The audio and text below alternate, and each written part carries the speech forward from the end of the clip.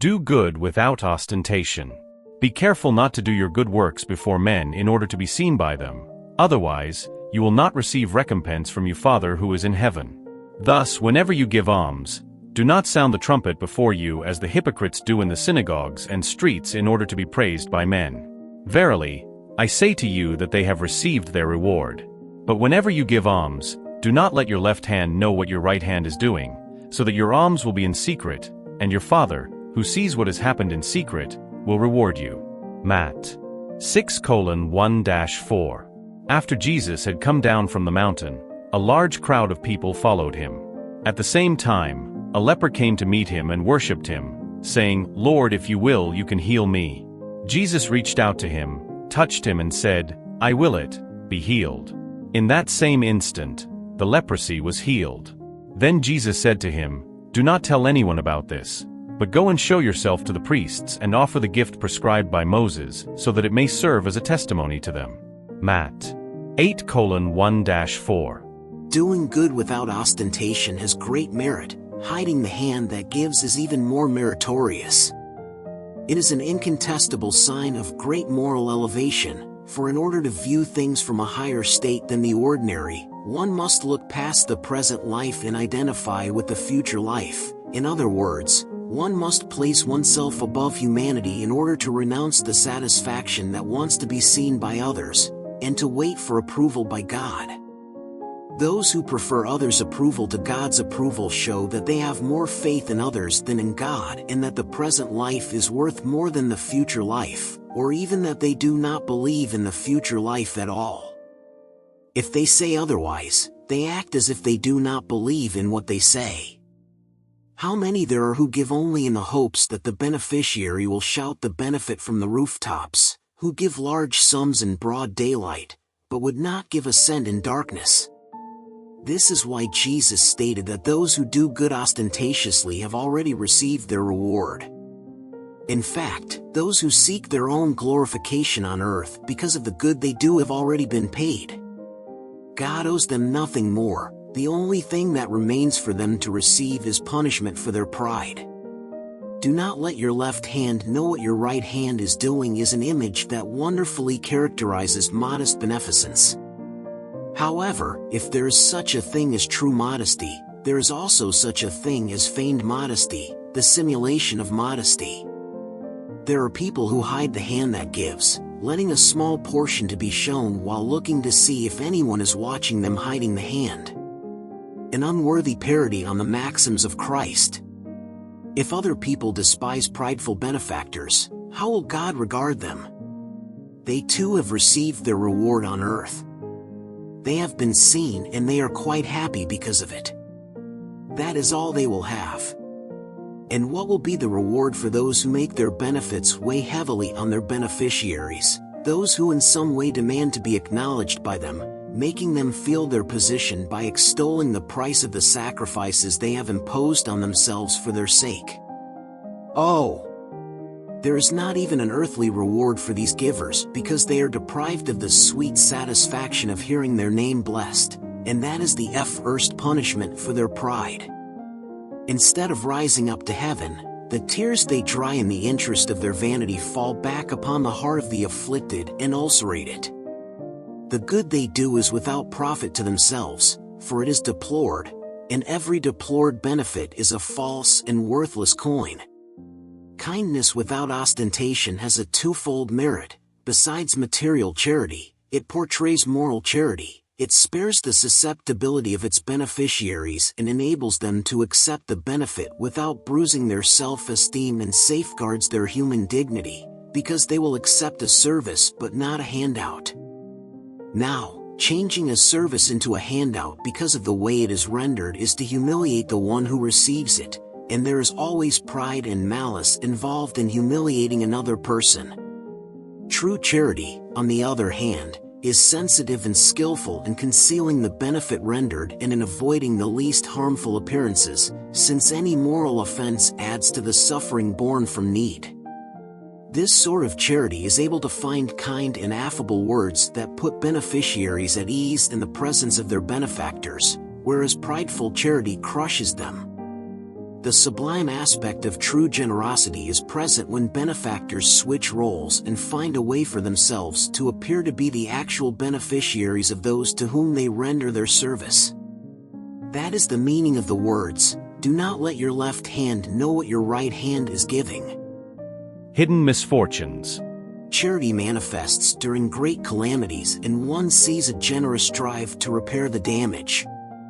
However, alongside these general disasters there are thousands of private ones that go unnoticed, of people lying on beds of misery without complaining. These discreet and hidden misfortunes are the ones that true generosity knows how to find without waiting for the victims to come asking for assistance. Who is this woman of distinction, dressed in a simple but careful manner, accompanied by a girl also dressed modestly? She enters a squalid-looking house where she is obviously well known, because she is greeted respectfully at the door. Where is she going? She goes upstairs to the attic. A mother is living there, surrounded by little children. At the woman's arrival, joy shines on those gaunt faces. She has come to soothe all their pain. She has brought what they need, along with gentle and consoling words that enable them to accept the benefit without being ashamed, for these unfortunates are not professional beggars. The father is in the hospital, and while he is there the mother cannot provide for their needs. Thanks to this woman, these poor children will experience neither cold nor hunger. They will go to school dressed warmly, and their mother's milk will not dry up for the littlest ones. If any of them are ill, no material care will be denied. From there, she goes to the hospital to bring a little comfort to the father and to put his mind at ease regarding his family's state of affairs. On the street corner waits a carriage, which is a veritable stockroom of everything she takes to the many wards whom she visits one after the other. She asks them neither about their beliefs nor their opinions, for to her all people are brothers and sisters, all are children of God. When she has finished her rounds, she tells herself, "My day has begun very well." What is her name? Where does she live? No one knows. For the unfortunates, it is a name that reveals nothing. However, she is the angel of consolation, and at night, a symphony of blessings rises to the Father on her behalf. Catholics, Jews, Protestants, all bless her. Why does she dress so simply? It is because she does not wish to insult poverty with luxury. Why does her young daughter accompany her? In order to teach her how beneficence should be practiced. The daughter also wants to practice charity, but her mother asks her, "What could you give, my child, since you have nothing of your own? If I give you something to pass on to others, what merit will you have?" In reality, I would be the one practicing charity. If you were to receive the merit, it would not be just. When we visit the sick, you help me care for them, and giving of oneself is to give something. Doesn't that seem sufficient to you? Well then, nothing could be simpler. Learn to make useful articles and to make clothes for the little ones. That way, you will be giving something that has come from yourself. Thus, this truly Christian mother is educating her daughter in the practice of the virtues taught by Christ. Is she a spiritist? What does it matter? At home, she is a woman of the world because her position requires it. However, the world does not know what she does, because she wants no other approval except from God and her own conscience. However, one day an unforeseen turn of events brings one of her wards to her home, selling handmade articles. She recognizes her benefactress and wants to bless her. "Hush," says her benefactress. "Do not tell anyone." Jesus also spoke in such a manner. The widow's mite. Jesus was seated opposite the offertory box, watching the way in which people dropped their money into it, and noticing that many of the wealthy were putting in large amounts. A poor widow also came and put in only 2 small coins in the amount of a farthing.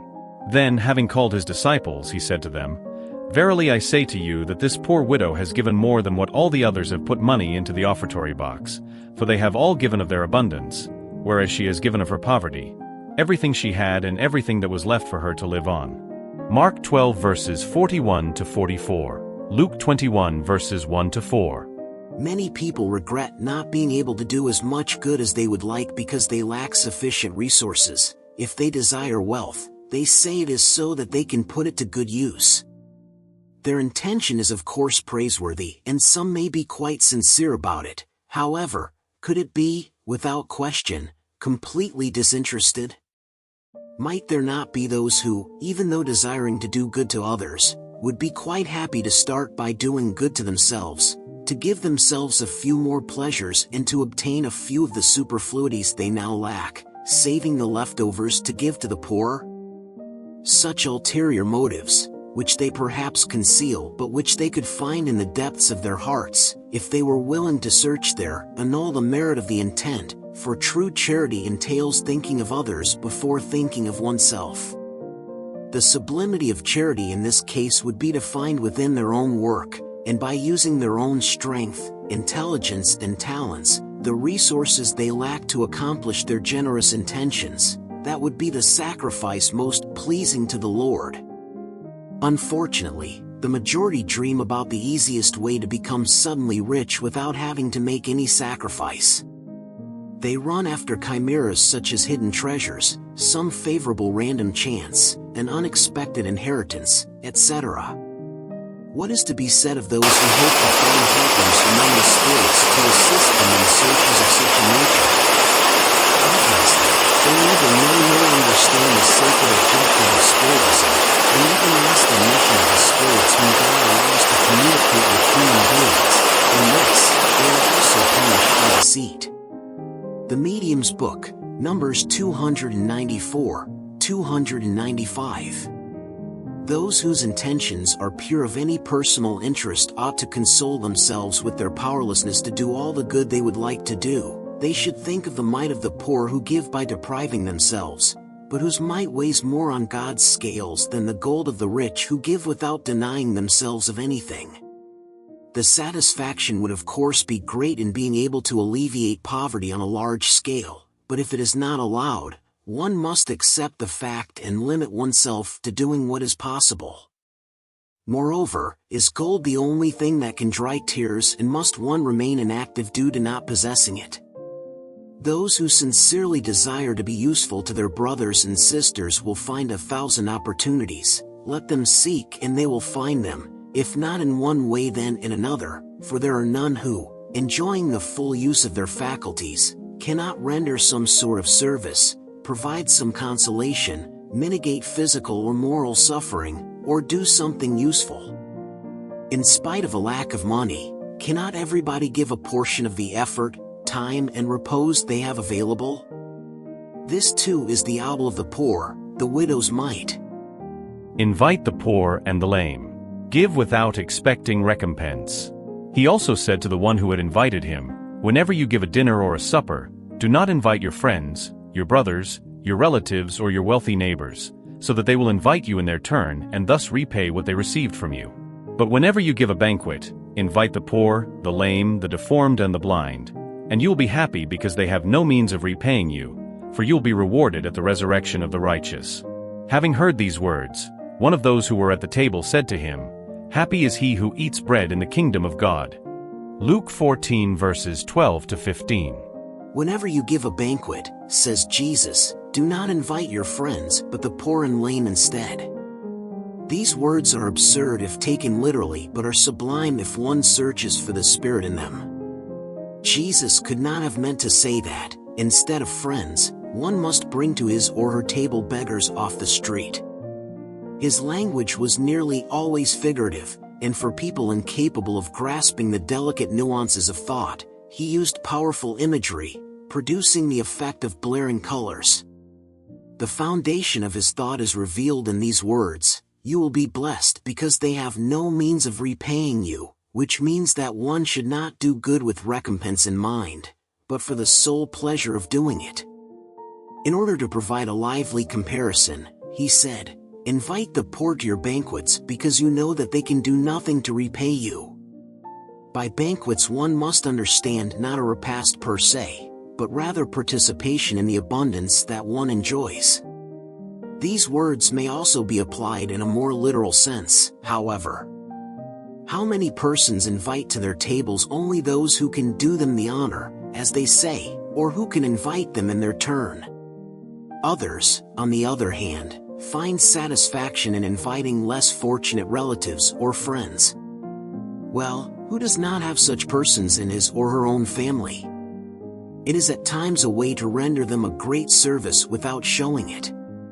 Without going out to bring in the blind and the lame, they practice Jesus' maxim: if they do it out of benevolence and without ostentation, and if they know how to disguise the benefit with sincere cordiality. The Spirit's teachings. Material charity and moral charity. Let us love one another, and do unto others what we would want them to do unto us. Every religion, every moral possible, is contained in these two precepts. If you were to abide by them in this world, you would all be perfect. There would be neither hatred nor dissent. Furthermore, I will say that there would be no more poverty, because, from the surplus of the table of each rich person, many poor people would be fed, and in the dark back streets, where I lived during my last incarnation, you would not see poor mothers dragging along their miserable children in need of everything.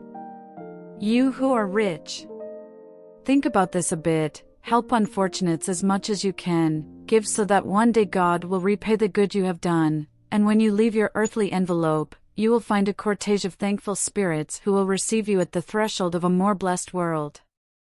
If only you could know the joy I experienced in meeting on the other side those whom I was able to help during my last life. Therefore, love your neighbor. Love him or her as you love yourself, because you now know if that unfortunate fellow you are rejecting and keeping away is perhaps a brother, a father, or a friend, and then, what despair you will feel upon recognizing him in the world of spirits. I want you to understand well what moral charity entails, the type that everyone can exhibit and which costs nothing materially, but which is nonetheless very difficult to put into practice. Moral charity consists in mutual tolerance, and it is what you practice the least on the low-order world where you are incarnate for now. Believe me, there is great merit in knowing how to keep quiet and let a more ignorant person speak. This is yet another kind of charity. Knowing how to turn a deaf ear when a mocking word escapes the mouth accustomed to scorn, not paying any attention to the smirk of disdain that greets your entry amongst persons who often wrongly think they are above you, whereas in the spirit life, the only true life, they are sometimes far from it. This is a meritorious act, not of humility but of charity, because not paying attention to someone else's wrongs portrays moral charity. This sort of charity, however, must not hinder the other kind. Remember especially not to neglect your neighbor. Remember all that I have already told you. You must always remember that the poor person whom you reject perhaps houses a spirit who used to be dear to you, and who, for the time being, is in a position beneath yours. I myself met again one of the poor of your earth, whom I had fortunately been able to help a few times, and from whom I must now, in turn, ask for help. Remember that Jesus said that we are all brothers and sisters, and always think about that before rejecting the leper or beggar. Goodbye. Think of those who suffer, and pray for them. Sister Rosalie, Paris, 1860. My friends, I have heard many of you say to yourselves, how can I practice charity? There are times when I don't receive enough myself. Charity, my friends, may be practiced in many ways. You can practice charity in thought, word and deed. In thought by praying for the forsaken poor who have died without having even seen the light, a prayer from the heart will console them. In words by providing your everyday companions some good counsels, by saying to people embittered because of desperation and deprivation, and who blaspheme the name of the Most High. I was once as you are, I suffered and was unhappy, but I believed in Spiritism, and as you can see, I am happy now. To the elderly who say to you, it's useless, I'm at the end of my journey, I will die as I have lived, you can say, God holds out the same justice for all of us. Remember the workers of the last hour. To the children who are already corrupted by the company they keep and who wander along life's pathways ready to yield to evil temptations, say, God is watching you, my dear children. Do not be afraid to repeat these gentle words to them often. They will end up germinating in their young minds, and instead of little thugs, you will have made respectable men and women of them. This is also a form of charity. Many among you say, nonsense. There are so many of us on the earth that God cannot possibly see all of us. Listen well, my friends, when you are on the top of the mountain, don't you see the billions of grains of sand covering that mountain? Well then, God sees you in the same way. He allows you your free will just as you let those grains of sand move about at the whim of the wind that scatters them, except that God, in His infinite mercy, has placed at the bottom of your heart a watchful sentinel called conscience. Listen to it, it will offer you only good counsel.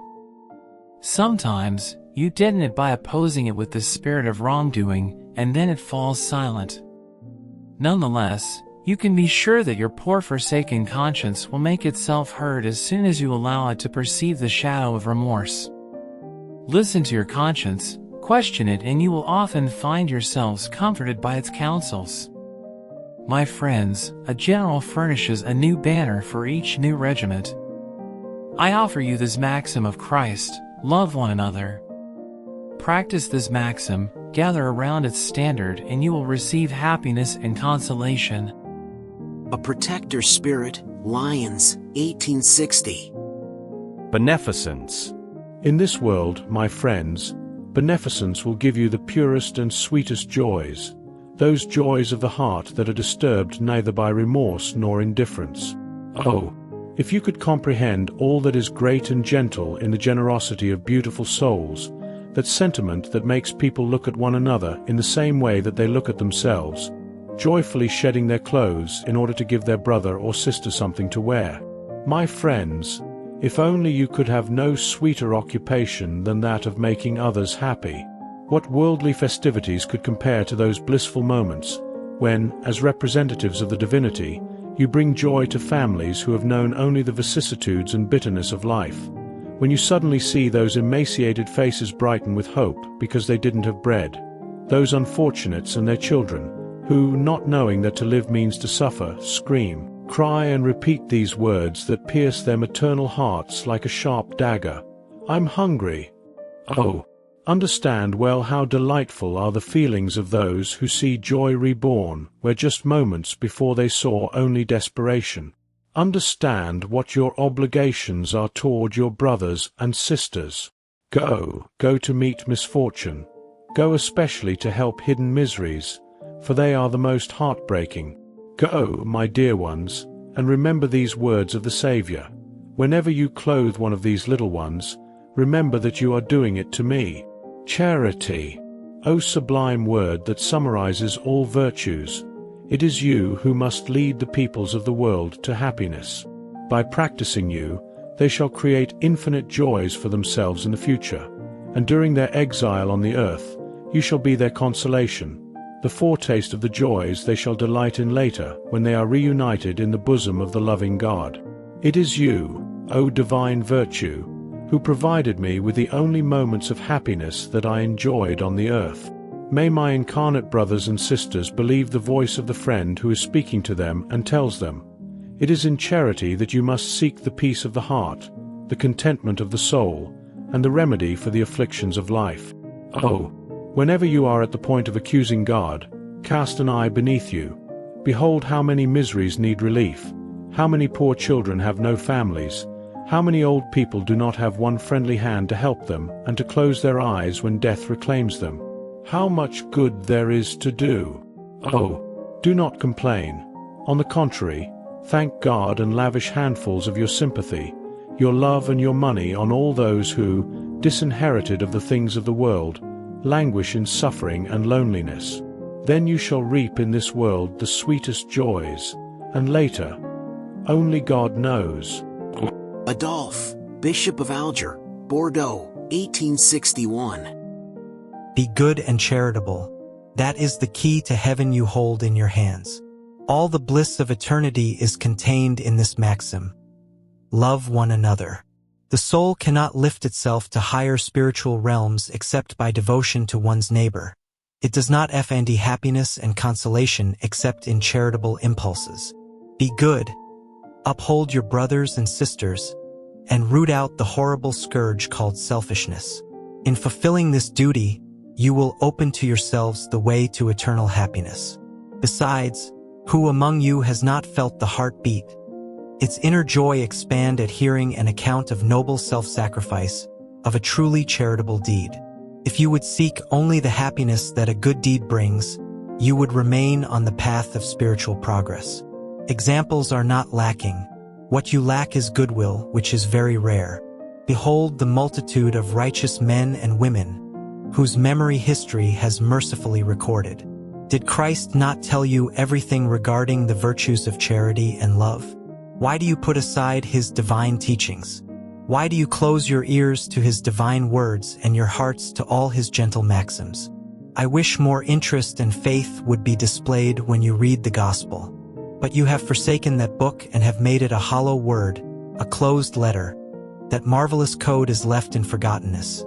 Your ills have come only from your intentional abandonment of that summary of the divine laws. So, read those ardent pages about Jesus' devotion and meditate on them. Strong men and women, prepare yourselves. Weak men and women, make your meekness and your faith your weapons. Be more persuasive, more constant in the spreading of your new doctrine. It is only encouragement that we have come to give you. It is only to stimulate your fervor and virtues that God has allowed us to manifest ourselves to you. If you would so desire, you would merely need God's help and your own will. Spirit manifestations are produced only for those whose eyes are shut and whose hearts are stubborn. Charity is the fundamental virtue that must uphold the entire edifice of earthly virtues. Without charity, none of the other virtues exist. Without charity, there is no hope for a better future, no moral interest to guide us.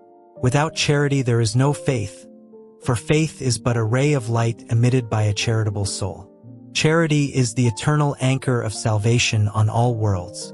It is the purest emanation of the Creator himself. It is his own virtue that he gives to his creatures.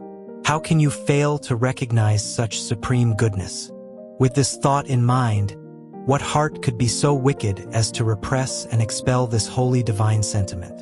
What child could be so bad as to rebel against the sweet caress that is charity? I do not presume to speak of what I myself did, because the spirits too are modest about their deeds. Nonetheless, I believe that I began one of those works that shall contribute the most to relieving your fellow humans. I have frequently seen other spirits ask for the mission of continuing my task. I have seen them, my gentle and dear brothers and sisters, in their merciful and divine ministry. I have seen them practicing the virtue I recommend to you, with all the joy that such a life of dedication and sacrifice entails. I feel great happiness at seeing how much their character is honored, how much their mission is loved and benevolently watched over. O righteous men and women of good and strong will, come together as one in order to broadly continue the work of spreading charity. In the very practice of this virtue you will find your recompense. The spiritual joy it produces starts in the present life. Remain united. Love one another according to Christ's precepts. So be it. St. Vincent Delaware Paul, Paris, 1858. I am called Charity, and I am the main road leading to God. Follow me, for I am the goal that you all must aim at. This morning, I went on my usual rounds, and with an afflicted heart I have come to tell you. Oh, my friends, such misery, so many tears, and so much you must do to dry them all. In vain, I tried to console poor mothers, telling them, "Courage! There are good hearts watching over you, you will not be forsaken. Patience! God is there, you are his beloved, you are his elect." They seemed to hear me and turned their big, worried eyes toward me. I read on their poor faces that their body, that tyrant over the spirit, was hungry, and even though my words might have brought a little peace to their hearts, it did not fill their stomachs. I told them again, "Courage! Courage!" Then a very young, poor mother, who was nursing a baby, took it in her arms and held it out into empty space as if to ask me to watch over that little being who had received only insufficient nourishment from barren breasts. Elsewhere, my friends, I saw poor elderly people out of work and, consequently, homeless, tormented by all sorts of suffering arising from necessity, and, ashamed of their poverty and having never begged, they did not dare implore the mercy of passers-by. With a heart full of compassion, I, who have nothing, have made myself a beggar for them, and I go everywhere, encouraging beneficence and inspiring good thoughts to generous and compassionate souls. That is why I have come here, my friends, and I say to you, everywhere abound unfortunates, whose bins are without bread, whose hearths are without fire, and whose beds are without blankets. I do not tell you what you should do, I leave the initiative to your good hearts. If I were to tell you how to proceed, you would derive no merit from your good deed. I will tell you only.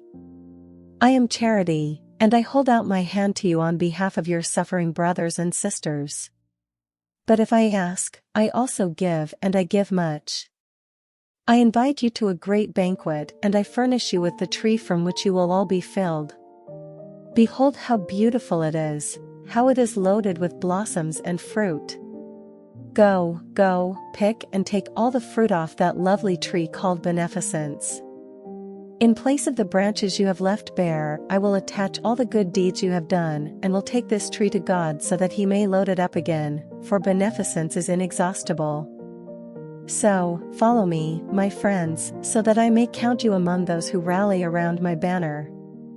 Be without fear, I will lead you along the way of salvation, for I am Charity.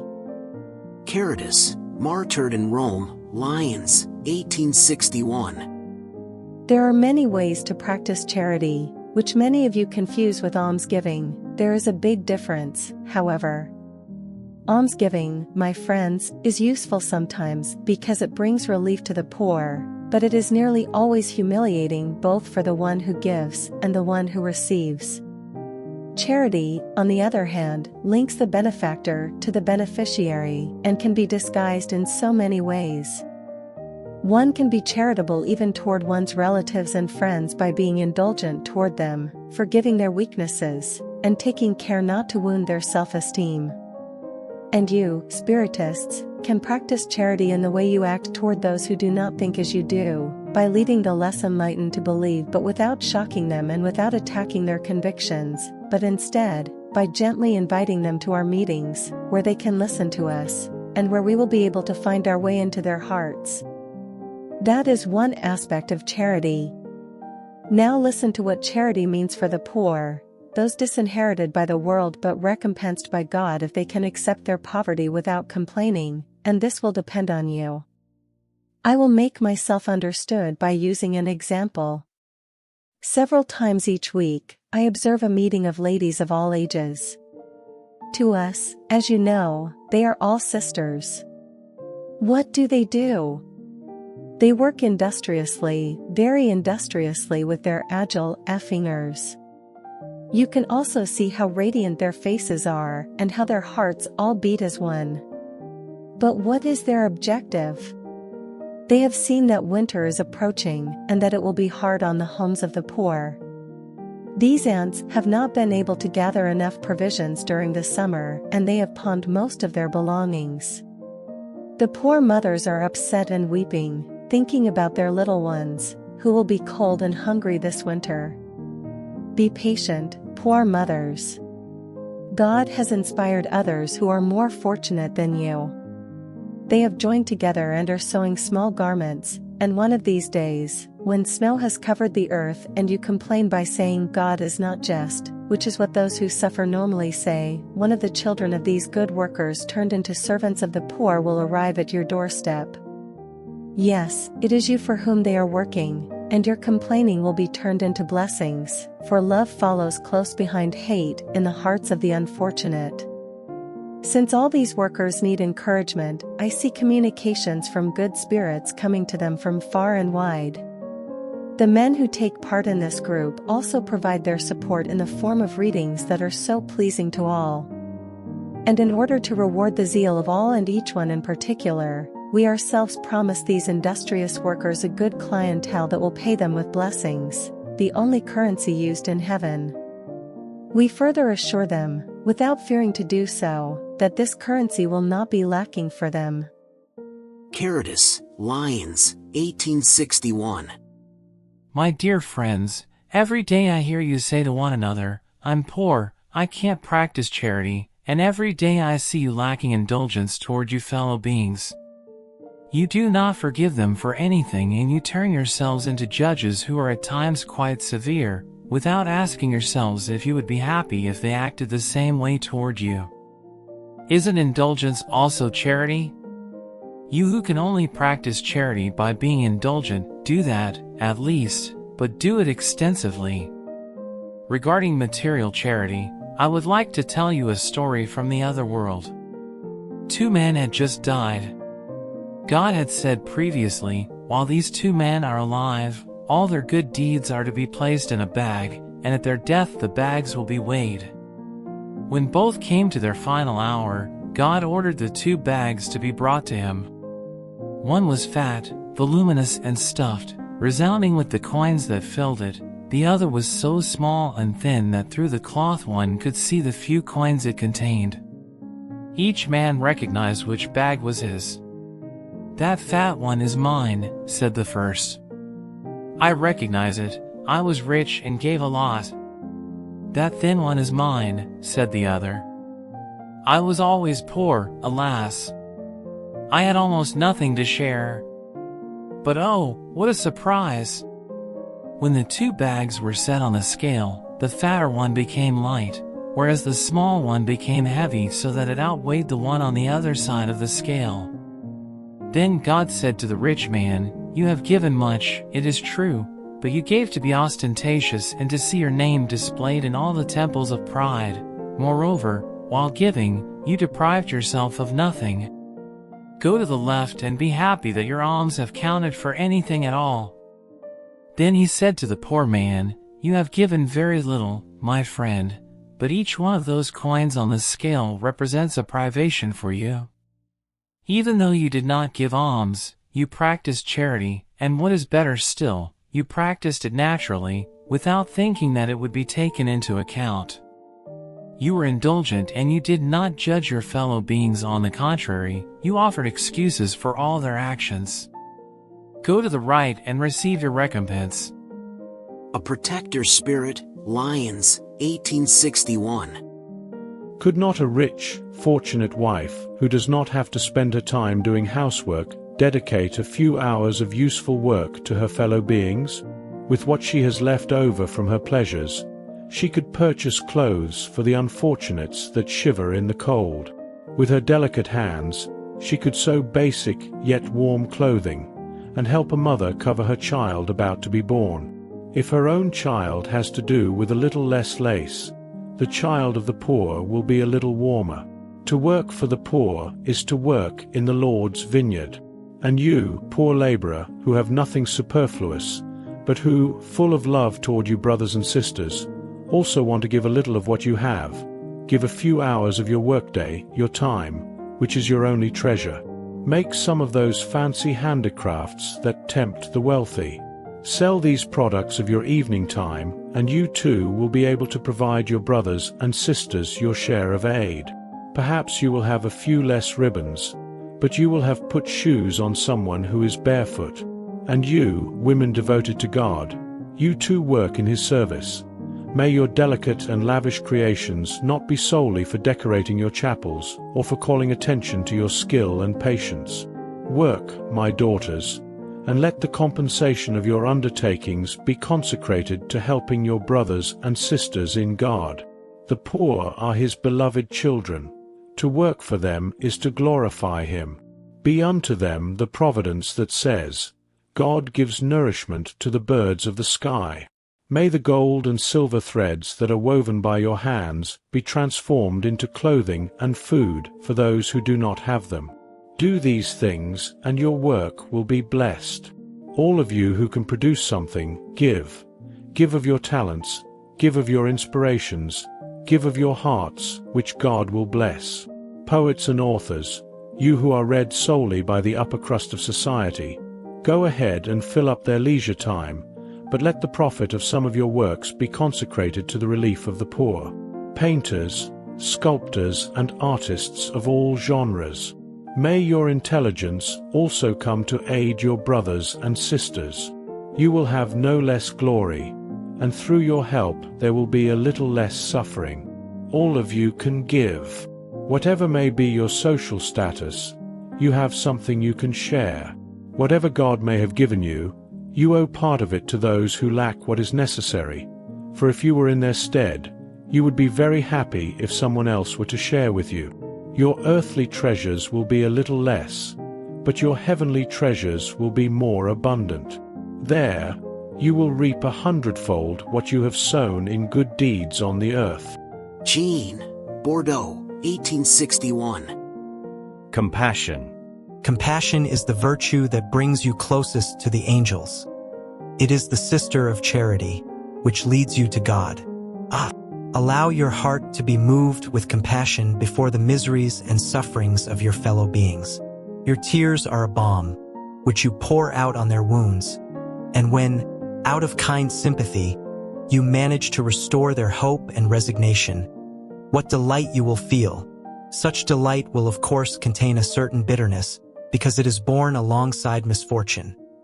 However, since it does not have the acrid taste of worldly delights, neither does it have the pungent disappointments of emptiness that worldly pleasures leave in their wake. There is a penetrating gentleness that fills the soul with joy. Compassion, deeply felt, is love. Love is devotion. Devotion is forgetting oneself. And this forgetfulness, this self-denial on behalf of unfortunates, is virtue par excellence, the kind that the divine Messiah practiced throughout his life and taught in his holy and sublime doctrine. Once this doctrine is returned to its primitive purity, when all peoples have accepted it, it will bring happiness to the earth, enabling harmony, peace, and love to finally reign upon it. The most appropriate sentiment for enabling you to progress by subduing your selfishness and pride, the one that predisposes your soul to humility, beneficence, and love for your neighbor, is compassion. That compassion which shakes you to the core at the sight of your brothers and sisters suffering, which impels you to reach out to them with a helping hand, and which moves you to tears of sympathy. Therefore, never smother this heavenly emotion in your hearts. Do not do like those hardened, selfish people who avoid the afflicted because the sight of their misery would upset their carefree lives for a few moments. Fear remaining indifferent when you could be useful. Peace of mind bought at the price of culpable indifference is that of the Dead Sea, which hides fetid slime and decay in its depths. However, how far compassion is from causing the trouble and annoyance the selfish person is so afraid of, without a doubt, on contact with another's misfortune, the soul rebounds upon itself and experiences a natural and profound ache that makes your entire being vibrate and affects you so painfully. But great will be the compensation when you manage to restore courage and hope to an unfortunate brother or sister who is moved by the contact of a friendly hand, and whose eyes, moist with emotion and acknowledgement, turn to you kindly before gazing into heaven in thankfulness for having sent a consoler, a support. Compassion is the melancholic but celestial precursor of charity, the first of all virtues. Compassion is the sister of charity, whose good works she prepares and ennobles. Michel, Bordeaux, 1862. Orphans. My brothers and sisters, love all orphans. If you only knew how sad it is to be abandoned, especially in infancy. God allows there to be orphans in order to engage us to serve as their parents. What divine charity it is to help a poor abandoned child, to keep it from suffering hunger and cold, and to guide its soul so that it does not lose itself to vice. Those who reach out to an abandoned child are pleasing to God, for they understand and practice His law. Moreover, consider that many times the child you help may have been dear to you in another incarnation, and if you could remember him or her, it would no longer be charity but an obligation. Thus, my friends, every sufferer is your brother or sister and has a right to your charity, but not the charity that wounds the heart or the alms that burn the hand in which they are deposited, for your alms are frequently quite bitter. How often these sufferers would refuse them if sickness and misery were not waiting for them at home. So, give delicately, add to your beneficent act the most precious of all acts, a good word, a caress, a friendly smile. Avoid the patronizing tone that twists the knife in a heart that is bleeding, and remember that in doing good you are working for yourself and your loved ones. A Familiar Spirit, Paris, 1860. Benefits repaid with ingratitude. What should be thought of persons whose beneficence has been repaid with ingratitude, and who therefore no longer practice the good out of fear of meeting more ungrateful people? These persons are much more selfish than charitable, since practicing the good only to receive signs of recognition is not to practice it disinterestedly, and disinterested beneficence is the only kind that is pleasing to God. The same applies to their pride, since they derive pleasure in the humility of the recipients who place their recognition at their feet. Those who seek recompense on the earth for the good they do will not receive recompense in heaven. However, God will take into account those who do not seek recompense on the earth. You must always help the weak, even though you know beforehand that the recipients of the good you do will not be grateful. You can be certain that if those to whom you render a service forget about the benefit, God will take it more into account than if you had been recompensed by their gratitude. God sometimes allows you to be repaid with ingratitude in order to test your perseverance in practicing the good. And moreover, how do you know if the momentarily forgotten act of beneficence might not produce good fruit later on? On the contrary, you can be certain that it is a seed that will germinate in time. Unfortunately, you always see only the present. You work for yourselves, and not with others in mind. Most assuredly, acts of beneficence end up softening the hardest hearts. They may be unappreciated in this world, but once the recipient spirit is rid of its corporeal envelope, it will remember, and that remembrance will be its punishment. Then, it will regret its ingratitude and will want to repair its wrong and pay its debt in another existence, often accepting a life of dedication toward its benefactor. Thus, without suspecting it, you will have contributed to that spirit's moral advancement, and you will recognize later the truth of the maxim, a benefit is never lost. Moreover, you will have worked for yourselves, because you will have the merit of having done the good disinterestedly, and without being discouraged by disillusionment. Ah, my friends, if you knew all the ties that in your present life bind you to previous ones, if you could encompass the multitude of relationships that connect people to one another for their mutual progress, you would admire even more the wisdom and goodness of the Creator, who allows you to live again and again to finally reach Him. A Protector Guide, Sens, 1862. Exclusive beneficence. Is beneficence rightly understood when practiced exclusively among persons of the same opinion, the same belief or the same political party? No, because it is, above all, the spirit of sectarianism and faction that must be abolished, for all humans are brothers and sisters. True Christians see only brothers and sisters in their fellow beings, and before helping those who are in need, they do not ask them about what their beliefs or opinions might be. Would Christians be obeying Jesus Christ's precept that says to love even one's enemies if they sent unfortunate individuals away because they profess a different belief system? Therefore, help them without asking them to give an account of their conscience, for if they are an enemy of religion, it will be a way to lead them to love it. Sending them away would cause them hate it. St. Louis, Paris, 1860.